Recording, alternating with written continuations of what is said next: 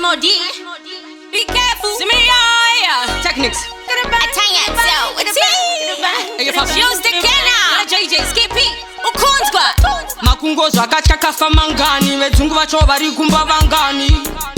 Ndini bhuku rachofunda shamwari. Ndasvikirwa ndozireva kuna Mwari.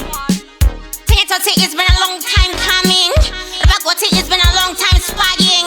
As Tsotsi never stop trying.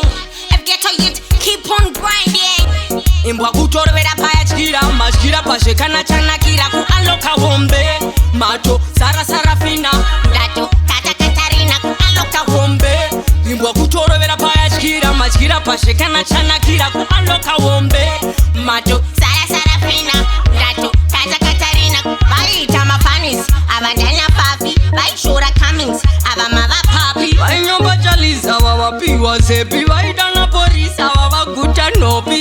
3 famous wrong, very dead and gone. 3 straight and gone, very pet and pun. 3 famous wrong, very dead and gone. 3 straight and gone, very pet and pun. Imbwa kutorovera payatyira matyira pazvekana chanakira kuunloka hombe mato sarafina Ndato kata Katarina kuunloka hombe imbwa kutorovera payatyira matyira pazvekana chanakira kuunloka hombe mato sarafina Ndato kata Katarina Phabb makungo zvakatya kafa mangani vedzungu vacho vari kumba vangani ndini bhuku rachofunda shamwari ndasvikirwa ndozireva kuna Mwari. Tsotsi, it's been a long time coming. Rabagoti, it's been a long time spying.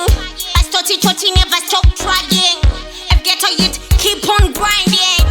Imbwa kutorovera payatyira matyira pazvekana chanakira kuunloka hombe mato sarafina Ndato kata Katarina kuunloka hombe imbwa kutorovera payatyira matyira pazvekana chanakira kuunloka hombe mato sarafina Ndato kata Katarina vaita mafanis avandanya Phabb vaishora comings avamava Phabb vainyomba chaliza vavapiwa zepi vaidana porisa vavaguta nhopi.